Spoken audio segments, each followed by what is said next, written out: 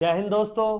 कैसे हैं आप सभी लोग। आशा करता हूं आप सभी ठीक होंगे, स्वस्थ होंगे और मौज कर रहे होंगे। मैं अंकित एक बार फिर से आपके अपने YouTube चैनल वासुदेवा एजुकेशन में आपका स्वागत करता हूं। आज का हमारा जो टॉपिक रहेगा वो बीएससी फर्स्ट सेमेस्टर के सिलेबस में रहेगा, जो राजस्थान यूनिवर्सिटी के अंदर कुछ फेरबदल किया गया था। हम प्रीवियस टॉपिक के अकॉर्डिंग पढ़ रहे थे, लेकिन हमने जो पढ़ा है वो एज इट इज है। कुछ गायब हुआ है उसको छोड़ देंगे अपन, लेकिन अब हम पूरे न्यू शेड्यूल के साथ में पढ़ेंगे। और अक्सर मैं यही सोचता था काश ये चेंज हो जाए, क्योंकि जो सिलेबस था वो पूरा नया था और 12th के अंतर्गत 11th के अंतर्गत उन बच्चों ने उन चीजों से रिलेटेड कुछ भी नहीं पढ़ा था, तो वो पूरा नया था। इसलिए मैं बैठे बैठे हमेशा ये सोचता था कि काश ये चेंज हो जाए। और ये जो काश वर्ड है ना बेटा, बहुत छोटा है, लेकिन काश वर्ड में बहुत कुछ छुपा है। जैसे किसी की फीलिंग, किसी के जज्बात, किसी का इंतजार, किसी का दर्द, किसी का धोखा, किसी का प्यार, किसी की मर्यादा, बहुत कुछ इस काश शब्द में टिका है। और ये काश शब्द सुनने में बहुत छोटा है, लेकिन अपने अंदर बहुत कुछ समाये हुए। तो इसी काश वर्ड के साथ में आज का हम हमारा लेक्चर स्टार्ट करते हैं, जो रहेगा BSc first semester full syllabus zoology. क्योंकि हम जूलॉजी की बात करेंगे, तो जूलॉजी के अंतर्गत राजस्थान यूनिवर्सिटी के द्वारा क्या फेरबदल किए गए हैं या क्या चीजें ऐड की गई है, पहले से कुछ किफायती है या नहीं है, या बच्चों के लिए पहले से ज्यादा टफ है। तो मेरा कहना यह होगा कि इस बार जो सिलेबस हुआ है वो पहले से बहुत ही अच्छा हुआ है। पहले हमें एक ही संघ के अंतर्गत बहुत सारे जीवों को पढ़ना पड़ रहा था, लेकिन अब उन्होंने क्या किया है, एक फाइलम के अंतर्गत एक स्पीसीज को जोड़ा है और उसी स्पीसीज के बारे में हमें पढ़ना है। तो सबसे बड़ी बात तो है कि बहुत सारी स्पीसीज का झंझट खत्म हो गया। तो एक स्पीसीज उसी के बारे में पढ़ेंगे कि उसमें क्या है क्या नहीं है, उसका आवास स्वभाव क्या है, उसकी मॉर्फोलॉजी क्या है, उसका रिप्रोडक्शन क्या है, उनमें न्यूट्रिशन कैसे होगा, उनमें डाइजेशन कैसा होगा, सर्कुलेटरी सिस्टम किस प्रकार काम करेगा, ये सब कुछ एक ही स्पीसीज में। पहले हम क्या कर रहे थे, सभी स्पीसीज का पढ़ रहे हैं। और सबसे बड़ी बात यह है कि पहले के टॉपिक से केवल एक टॉपिक को उन्होंने रखा है, वो रहा है क्लासिफिकेशन एंड करैक्टर्स। ये पहले का सेम है, बाकी एक स्पीसीज के साथ में हम पूरे चैप्टर को कवर करेंगे। और यहां सबसे बड़ी बात यह होगी कि बच्चों के लिए यह चीज पढ़ना बहुत ही आसान होगा, क्योंकि यहां वो सब मिलेगा बच्चों को जो एक स्पीसीज में प्रेजेंट है। पहले सभी में पढ़ना पड़ रहा था, उसका याद करना, उसका याद करना, उसका याद करना, सभी का एक जैसा होता था तो मैच हो जाता था, मिसमैच भी चलता था। तो हम यहां पे एक स्पीसीज को मद्देनजर रखते हुए पूरे टॉपिक्स का क्लियर करेंगे। और मैं आपको उन्हीं टॉपिक्स के बारे में बताऊंगा कि जो हमारे एग्जाम की दृष्टि से मेन है, जिनके आने की संभावना ज्यादा है। क्योंकि नवंबर है, दिसंबर या जनवरी के बीच, दिसंबर में तो पॉसिबल नहीं मानते अपन, लेकिन जनवरी फर्स्ट से मिड वीक के अंतर्गत यूनिवर्सिटी सेमेस्टर के एग्जाम करवाने की पूरे चांसेस होंगे। तो उसे मद्देनजर रखते हुए कि अपना क्या इंपॉर्टेंट रहेगा और क्या नहीं रहेगा, ये तो हम आज बात कर रहे हैं। लेकिन जब हम एग्जाम आएंगे उस समय भी हमें कुछ शॉर्ट क्वेश्चंस का, लॉन्ग क्वेश्चंस का एक परफॉर्मा तैयार करेंगे आपके लिए, जो मोस्ट एंड इंपॉर्टेंट होंगे, वहां भी उनकी चर्चा करेंगे। तो चलते हैं अपन सिलेबस पे। तो मैंने पहला एक टॉपिक सा लिखा है, BSc first semester full syllabus zoology, केवल जूलॉजी की बात करेंगे। तो वैसे ही हमने स्टार्ट किया, यहां पे हमने एक पीडीएफ डाल रखी है और बुक का नाम जूलॉजी के लिए तो diversity of biology of non coordinate रहेगा। इस नॉन कोऑर्डिनेट को हम इनवर्टिब्रेट के नाम से भी जान सकते हैं। किसके नाम से भी जान सकते हैं? इनवर्टिब्रेट के नाम से भी जान सकते हैं। समझ गए बात को। क्वेश्चंस हमारे पास में 4 यूनिटों से 4 क्वेश्चंस आएंगे और उसके बाद में कुछ क्वेश्चंस हमारे पास में 10 क्वेश्चन छोटे आएंगे। इस प्रकार से हमारे पास में पूरा एग्जाम पैटर्न रहेगा। लेकिन सिलेबस की अगर हम बात करें, प्रॉपर सिलेबस की बात करें, तो सिलेबस क्या कहता है उसकी बात करें, और क्वेश्चंस की बात हम एक शॉर्ट वीडियो के अंदर करेंगे, जहां आपको पूरा मैटर बताएंगे किस प्रकार से कौन सा क्वेश्चंस करना होगा। और कौन से क्वेश्चंस के लिए या कौन से टॉपिक के लिए हमें ज्यादा इंपॉर्टेंट है। अभी अगर हम बताएंगे तो आप पूरे सिलेबस को ना ध्यान में रखते हुए उसी शॉर्ट पे चलेंगे। हम चाहते नहीं आप शॉर्ट पे चलो, क्यों? क्योंकि हमें आपकी इतनी चिंता तो है, हमें आपकी इतनी चिंता है कि हम आपका बुरा तो नहीं चाहेंगे।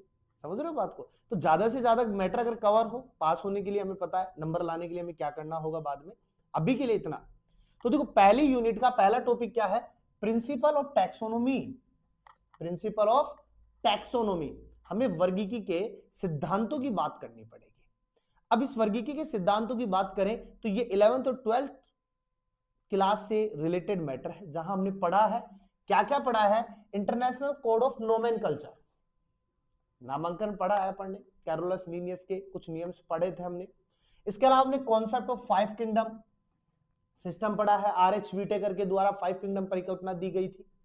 उसके अलावा हम classification, symmetry, coelom, segmentation, embryogeny and level of organisation, invertebrate versus vertebrate, यानी वर्टिब्रेट और इनवर्टिब्रेट का कंपैरिजन, ये हमारे जब पहले जो फर्स्ट ईयर चलती थी उस समय के टॉपिक्स है, उसको एज इट इज ऐड कर दिया गया। तो ये द बेस्ट है, बहुत सिंपल टॉपिक है, बढ़िया नंबर अचीव करोगे यहां से।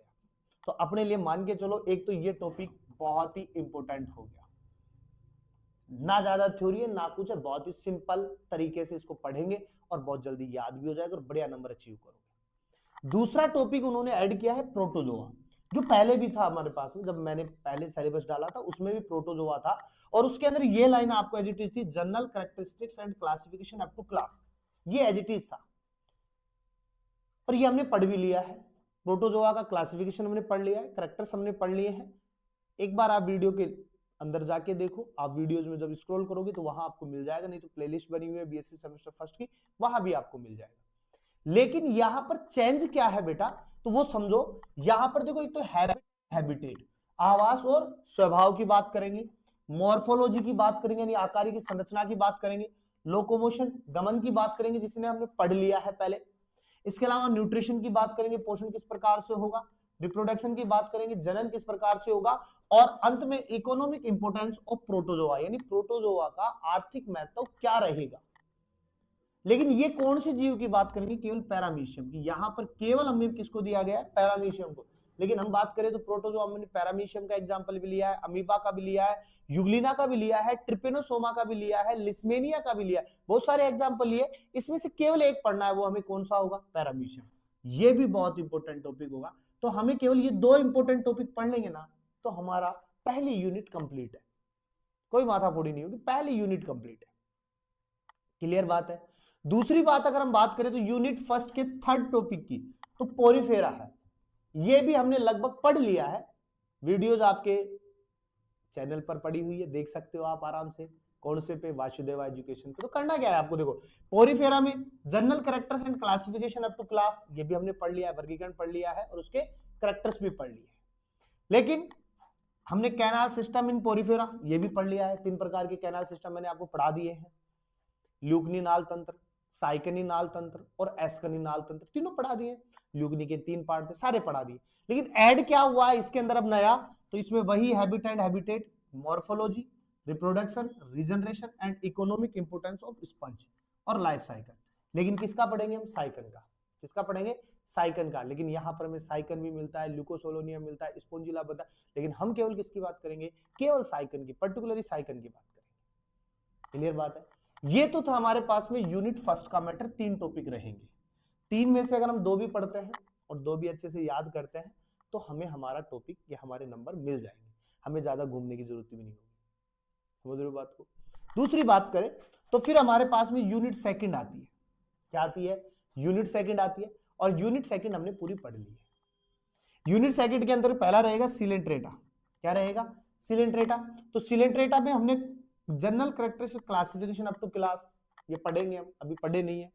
इसके अलावा हम polymorphism, coral, coral reef and their economic importance, यानी प्रवाल और प्रवाल भित्तियां, ये मैंने फाइनल ईयर के अंतर्गत आपको पढ़ा दिया है, फाइनल ईयर का टॉपिक रहेगा ये, वहां हम पढ़ सकते हैं।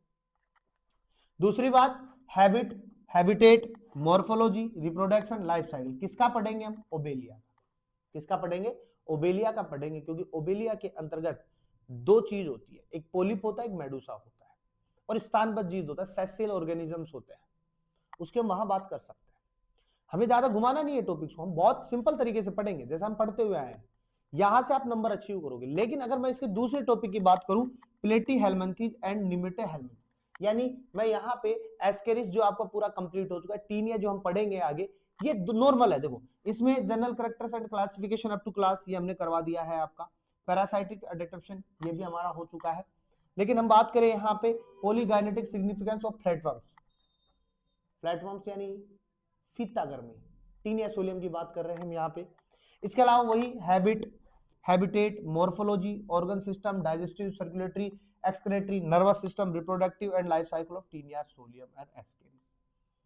देखो वैसे अगर मैं ऑफलाइन क्लास की बात करूं जहां मैं पढ़ा रहा हूं वहां पे ये टॉपिक्स हो चुके हैं, लेकिन हम यहाँ पे पढ़ेंगे, दोबारा से पढ़ेंगे, रिवीजन के लिए पढ़ेंगे। समझ रहे हो बात को? तो ये तो हो गया हमारे पास में 2 यूनिट का। यहाँ पर अगर हम 2 में से 1 यूनिट भी पूरी पढ़ते हैं, तरीके से याद करते हैं, तो हमें एक क्वेश्चन हमें चाहिए, वो यहाँ से मिल जाएगा, क्योंकि अथवा में क्वेश्चन आएगा, एक मेन क्वेश्चन एक अथवा का क्वेश्चन, तो दोनों में से एक क्वेश्चन हम ले सकते हैं। फिर हमारे पास में यहाँ पे 2 यूनिट और बच जाती है, ये हमारे पास में यूनिट 3 है और एक यूनिट 4 है। 4 यूनिटों की मैंने बात की थी। यूनिट 3 में क्या है? एनिलिडा। यूनिट 3 में क्या ऐड किया है? एनिलिडा ऐड किया है, और एनिलिडा के अंतर्गत हमें एक स्पेशल ऑर्गेनिज्म दिया है, वो दिया है नेरिज। क्या दिया है? नेरिज। नेरिज की 2 प्रावस्थाएं होती है, एक मैन नेरिज, और जब ये प्रजनन करता है या रिप्रोडक्शन करता है उस प्रावस्था को हम क्या कहते हैं? हेटेरोनेरिज कहते हैं। क्लियर बात है? हमें इसमें क्या पढ़ना है? वही general characteristic and classification up to class, ये हम पढ़ चुके हैं। लेकिन हम बात करें क्या पढ़ना है हम आगे, habitat, morphology, organ system, locomotion, digestive, circulatory, excretory, nervous, reproduction and life cycle, ये हमें वापस से पढ़ना पड़ेगा। समझ रहे हो बात को? और ये बेस्ट है क्योंकि क्वेश्चन यहां से निकल के आएंगे कि मैरिज में लाइफ साइकिल बताओ, मैरिज में रिप्रोडक्शन में लाइफ साइकिल समझाओ। पहले हमें ये था कि उसका क्लासिफिकेशन समझाओ, उसके कैरेक्टर्स बताओ, ये बहुत लंबा हो रहा था। यहां से हमारे पास में क्वेश्चन बढ़िया निकल के आएगा। एक कैरेक्टर से क्लासिफिकेशन के साथ में आ रहा है, तो एक इनके बीच में से आएगा, और वो बीच वाला जो क्वेश्चन होगा वो बहुत अच्छा होगा। हम इसी प्रकार बात करें बेटा ऑर्थोपोडा की। ऑर्थोपोडा की कैरेक्टर्स हमने पढ़ लिए हैं, हमारा जो प्रीवियस वीडियो था बीएससी सेमेस्टर फर्स्ट का ऑर्थोपोडा पे था। तो इसमें हम क्या पढ़ेंगे बेटा? General characteristics and classification up to class, वही चीज आ गई। फिर हम क्या पढ़ेंगे? देखो लार्वल फॉर्म इन क्रिस्टेशिया, यानी केवल क्रिस्टेशिया के लार्वा फॉर्म पढ़ेंगे अपन यहाँ पे। Metamorphosis and social organization in this sect, यानी कीटों के सामाजिक संगठन की बात करेंगे, कैसे जुड़ रहा है अपने पास में। इसके अलावा habitat, morphology, organ system, digestive, circulatory, excretory, nervous, reproductive and life cycle, किसका पढ़ेंगे बेटा? प्रोन का पढ़ेंगे। यहां हम किसका पढ़ेंगे? प्रोन का पढ़ेंगे। बाकी वही चल रहा है, यहां किसका पढ़ेंगे? प्रोन का पढ़ेंगे। फिर हमारे पास में एक और टॉपिक देके रखा है ओनिगोफोरा, जिसमें एनिलिडियन, मोलस्कन एंड ऑर्थोपोडन कैरेक्टर्स ऑफ पेरिपेटस। तो क्योंकि पेरिपेटस को हम इनकी योजक कड़ी के नाम से जानते हैं, तो उसको पढ़ेंगे अपन। लेकिन हम यहाँ पे इनको ना लेकर के केवल इन दोनों को लेंगे, यहां से क्वेश्चन हमारे पास में बहुत ज्यादा निकल के आएंगे, पहले भी निकल के आए हुए हैं और अभी भी निकल के आएंगे। उसी प्रकार यूनिट 4 में हम बेटा बात करें तो यूनिट 4 के अंदर हमें मोलस्का मिलेगा, जहां मोलस्का के अंतर्गत हम पाइला की बात करेंगे। किसकी बात करेंगे? पाइला की। क्वेश्चंस वही रहेंगे, general characteristics and classification up to class, वही हमें उसके लक्षण पढ़ने हैं, उसका क्लासिफिकेशन पढ़ना है, उनके वर्ग पढ़ने हैं।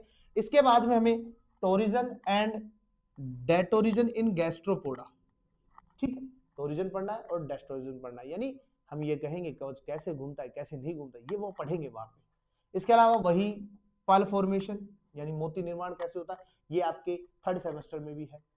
तो फिर क्या पढ़ेंगे अपन? Habitat, morphology, organ system, locomotion, digestive, circulatory, excretory, reproductive और लाइफ साइकिल, किसका? पाइला का। केवल किसका पढ़ेंगे? पाइला का। ये चेंजेस किया इन्होंने। और फिर पढ़ेंगे अपन इकाइनोडर्मेटा। इकाइनोडर्मेटा में मैं बेटा क्या पढ़ाऊंगा आपको? स्टारफिश पढ़ाएंगे, यहाँ पे दे रखा है एस्टेरियस, ठीक है, तो एस्टेरियस, स्टारफिश। अब इसमें क्या होगा? देखो general characters and classification up to class, वही क्लासिफिकेशन, वही कैरेक्टर्स, वही वर्गों के आधार पर वर्गीकरण। फिर water vascular system in Asteroidea, यानी कि अपन जल संवहनी तंत्र पढ़ेंगे, जहां पे वो गमन का, वहीं पर वो जनन का, वहीं पोषण का, वहीं उत्सर्जन का, ये सारे काम कौन करेगा? वोटोवेस्कुलर सिस्टम। इसके साथ हम देखो बात करें habit, habitat, morphology, organ system, digestive, circulatory, excretory, reproductive और लाइफ साइकिल, पूरा का पूरा स्टारफिश पढ़ेंगे अपन कि स्टारफिश में कैसे क्या काम होते हैं। 2 टॉपिक हो गए। और अंत में अपन पढ़ेंगे हेमिकोडेटा, इसको हम लेके चलेंगे क्योंकि बहुत छोटा टॉपिक है। तो यहाँ पर अपन 2 टॉपिक पढ़ेंगे, चाहे इकाइनोडर्मेटा के साथ में पढ़ लो या मोलस्का के साथ में पढ़ लो, हेमिकोडेटा को हम साथ में रखेंगे। बहुत छोटा टॉपिक है, क्वेश्चन निकाल के लाएगा। क्या क्या दे रहा है? वही एफिनिटीज विथ कोडेटा, Echinodermata, systematic positions and physiology of Balanoglossus. Balanoglossus के बारे में पढ़ना है, इसके अलावा इसकी एफिनिटीज पढ़नी है, सजातीयता पढ़नी है, समानता पढ़नी है, किस प्रकार से ये कोडेटा के साथ में समानता प्रदर्शित करता है। तो ये सिंपल से हमारे पास में टॉपिक रहेंगे। और पहले से कुछ ज्यादा बेस्ट सिलेबस इस बार डाला है यूनिवर्सिटी ने, और द बेस्ट है बच्चों की नजर से, क्योंकि पिछली बार के अगर रिजल्ट को देखें जूलॉजी के तो जूलॉजी का रिजल्ट बहुत ज्यादा खराब रहा था, क्योंकि पूरा थ्योरेटिकल पेस्ट था, कुछ भी नहीं था ऐसा कि बच्चे उसके अंदर कुछ कर सके, अपनी तरफ से कुछ जोड़ सके, क्योंकि 12th का कुछ भी नहीं था। इस बार 12th का बहुत कुछ है यहाँ पे, समझ रहे हो बात को? तो ज्यादा माथाफोड़ी नहीं होगी, बहुत सिंपल तरीके से अपन इनको निकालेंगे। और इस बार का जो रिजल्ट रहेगा वो जूलॉजी का कुछ अलग रहेगा। क्यों? क्योंकि इस बार बच्चे अपने मन से भी कुछ लिख पाएंगे, क्योंकि किसी टॉपिक से रिलेटेड कुछ पॉइंट्स बना पाते हैं। तो ज्यादा ना करना है, इस सिलेबस को लोगों तक पहुंचाना है, जिससे लोग ज्यादा से ज्यादा इससे जुड़ सके, क्योंकि उन्हें भी पता चल सके कि सिलेबस में क्या चेंजेस हुए और क्या नहीं हुए। मिलते हैं आपके साथ में बाद में, और हमेशा की तरह अंत में मुस्कुराते रहिए, क्योंकि मुस्कुराना जीवन का बहुत बड़ा अमूल्य चीज है। क्योंकि मुस्कुराहट के बिना चेहरा भी क्या लगता है? रूखा सूखा लगता है, और रूखी सूखी चीजें बिल्कुल भी अच्छी नहीं लगती है आपको।